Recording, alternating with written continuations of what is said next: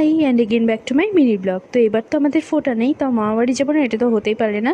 তো গিয়ে ঘুরতে বেরিয়ে গেছিলাম, মানে আমাদের পাড়ার এখানেই, মানে মামাবাড়ির পাড়ার এখানেই ঠাকুর যেহেতু আজকে বিসর্জন দেবে, তারই একটা মেলা হচ্ছিল।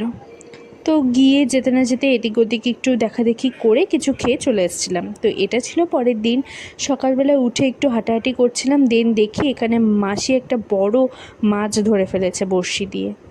তো তারপর বিকেলবেলা আমরা আবার চলে গেছিলাম একটা মেলায়, সেটা ছিল 7.5 হাতকালির মেলা। তো ওখানে এই তো আমরা সবাই 3 মাসি, বুনু আর আমি, ভালোই ভিড় ছিল। তারপর এই দেখে নাও তোমরা, ঠাকুরটা খুব সুন্দর করেছিল।